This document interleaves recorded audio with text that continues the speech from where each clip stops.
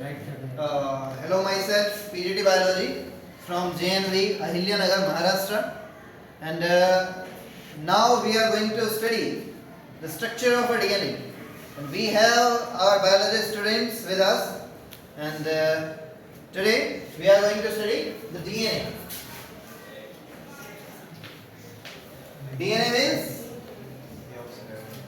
इसकी तरफ कर बता भाई DNA Deoxyribonucleic acid. DNA is deoxyribonucleic acid. Sit down. So it is our genetic material. ठीक है? And why DNA is called genetic material? Because it is responsible for transferring information from one generation to next generation. Okay?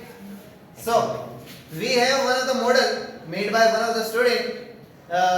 Then भाई कोई एक बच्चा किरण आ जा होंगे. These are the model of DNA. Paper model. Yeah. So this model is made by our one of the brilliant students, and tell something about this model. What it tells, what it explains. इससे क्या पता चलता है तुम्हें DNA के बारे में? इससे हमें ये पता चलता है कि डीएनए के अंदर का शेप हाँ, डीएनए का स्ट्रक्चर कैसा है, डीएनए का शेप कैसा है, हाँ ये हमें पता चलता है. ठीक है, इससे हमें क्या पता चलता है, ये क्या है साइड में डीएनए के स्ट्रैंड्स. इधर आ जाओ सीधे.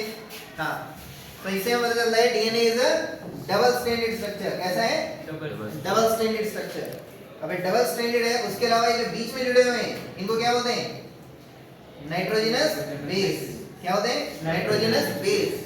Two strands are connected together by nitrogenous base. ठीक है? और DNA एक डबल हेलिकल स्ट्रक्चर है. कैसा है? Double helical. उसके अलावा इसके अंदर जो फोल्ड है, DNA is folded in right handed manner. कैसे?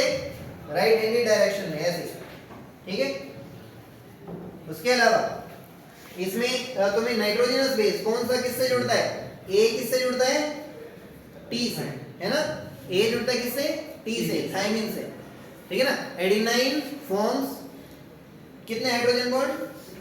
2.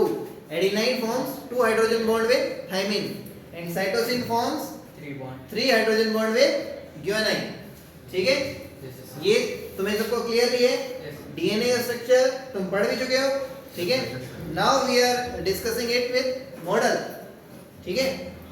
तो ये हो गया. जाओ जाके बैठ जाओ. हाँ भाई, तो ये जो है हमारे बच्चों का बनाया हुआ एक मॉडल है. इसमें और क्या पता चलता है भाई? और कौन बताएगा? और क्या है? सुदर्शन कहाँ गया? आ जा आ जाओ भाई. ये सुदर्शन है भाई. दिस इज, हाँ भाई सुदर्शन. इससे तुम्हें और क्या पता चलता है?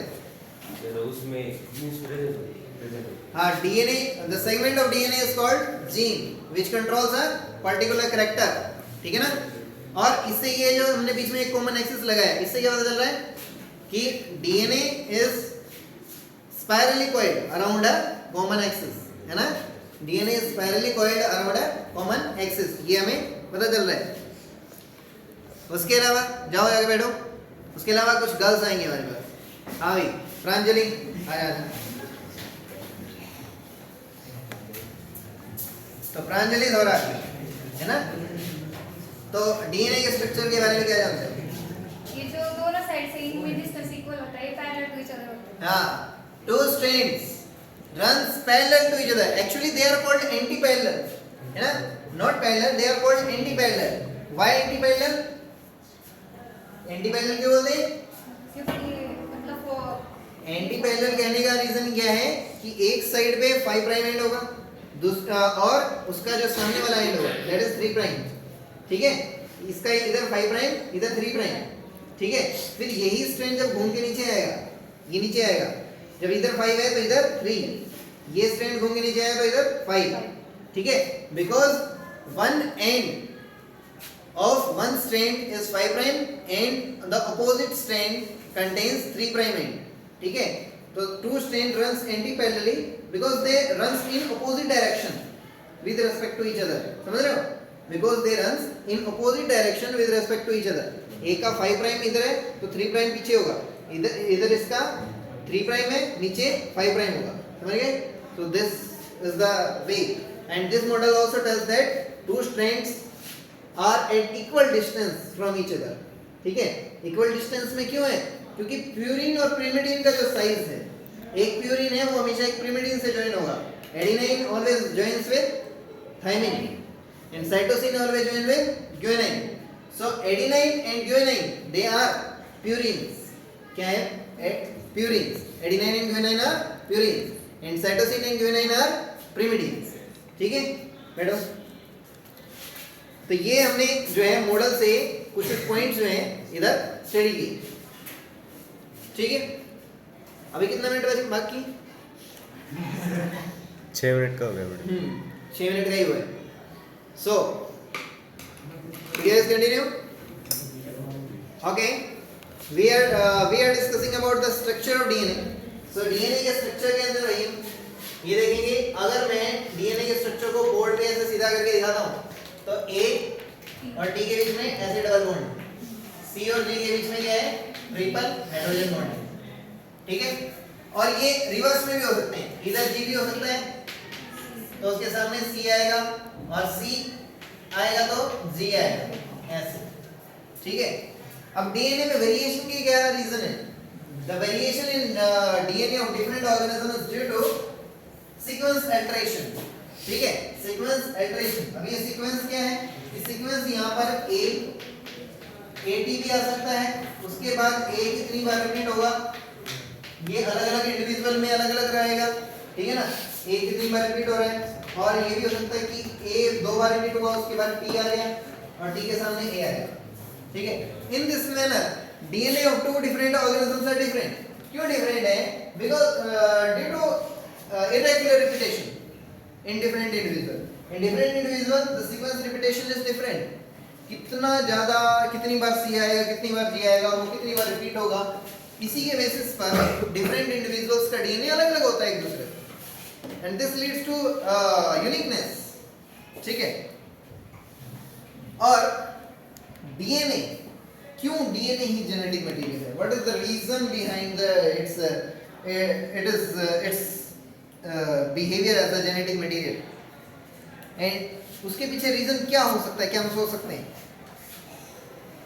क्योंकि ये स्टेबल है. इसके पीछे मेन रीजन है कि ये स्टेबल है. It is a stable molecule. It remains even if the cell is degenerated, even in the fossils DNA is available. ठीक है, तो डीएनए का अगर हम देखो, हम ऐसे पिक्चर देखते हैं कलरफुल इमेजेस हम निकालते हैं, इतना इसमें आएगा, ये ओपन होगा तो उसके बाद इसमें हम कलरफुल इमेजेस जो हैं वो ऑब्जर्व करेंगे. सो यहाँ पर इतना मैं बाकी पार्ट्स के बारे में तुम्हें बता देता हूँ. ये 2 स्ट्रेंड्स हैं, जैसे मैंने ऐसे बताया तुम्हें ये स्ट्रेंड्स हैं, लेकिन ये स्ट्रैंड्स बने किस चीज से बने हुए हैं? इस डीएनए के मॉडल के अंदर बिल्कुल क्लियरली बता रखा है कि ये स्ट्रैंड किस चीज से बने हैं.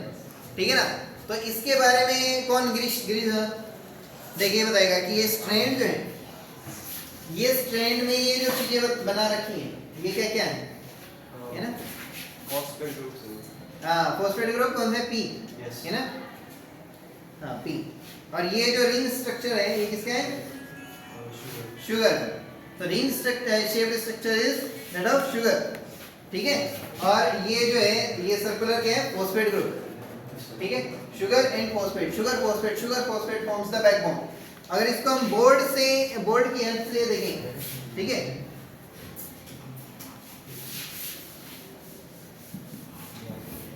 तो बोर्ड पे ये ऐसे अल्टरनेटिवली शुगर फॉस्फेट यूनिट में प्रेजेंट है ना बेटा? तो अभी ये जो शुगर है इसके साथ क्या जुड़ा हुआ? Nitrogenous base.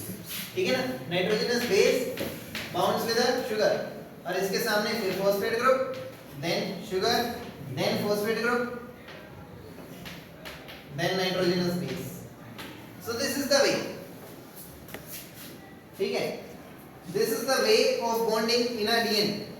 उसके अलावा हमें ये भी पता होना चाहिए, in this except this we should know that what type of bonding is present in our DNA.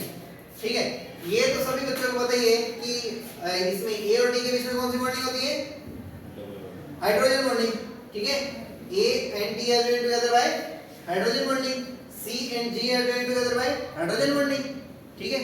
लेकिन शुगर और नाइट्रोजनस बेस के बीच में बॉन्डिंग कौन सी है? और शुगर और फॉस्फेट ग्रुप के बीच में बॉन्डिंग कौन सी? ठीक है, this also you have to know, ठीक है।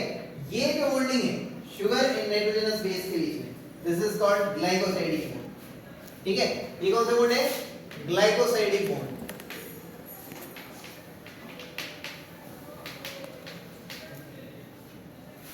ठीक है, और ये जो शुगर और फॉस्फेट के बीच में बॉन्डिंग है, it is called ester bonding, ठीक है, एस्टर बॉन्डिंग। सो जब ये शुगर और फॉस्फेट के बीच में जो बॉन्डिंग है वो है एस्टर बॉन्डिंग, और ये जो बॉन्डिंग है ये ग्लाइकोसाइडिक बॉन्ड है, ये हाइड्रोजन बॉन्ड है, ठीक है। तो ये दो एस्टर बॉन्ड हो गए, तो इसको क्या बोलेंगे? फॉस्फोडाइएस्टर, फॉस्फोडाइएस्टर बॉन्ड, क्योंकि दो एस्टर बॉन्ड है ना, एक एस्टर बॉन्ड इसके और इसके बीच में, एक एस्टर बॉन्ड इसके और इसके बीच में, so there are two ester bonds, ठीक है, with phosphate group. So this is called phosphodiester bonding. तो यहां पर हमने स्टडी किया, this is glycosidic bond and this is phosphodiester bond and these are hydrogen bonds, ठीक है।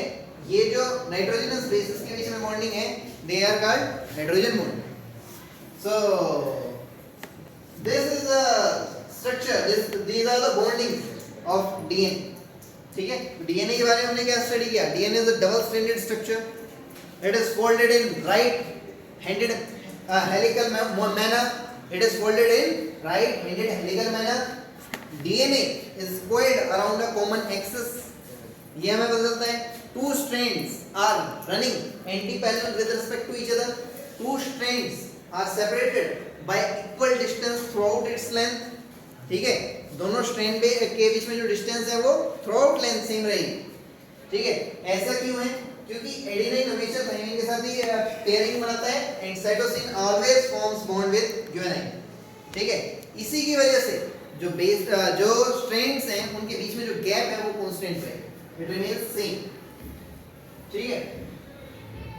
तो ये हो गया डीएनए के बेसिक स्ट्रक्चर के बारे में। नाउ एक और बात मैंने तुमसे पूछी है, why DNA is called genetic material? उसके पीछे रीजन ये है इसकी स्टेबिलिटी, मेन बात stability, ability to retain the information, ठीक है, and ability to maintain its structure, ability to form its copies, this is also significant point, ठीक है। व्हाई एक बार पॉज कर, रोक दे।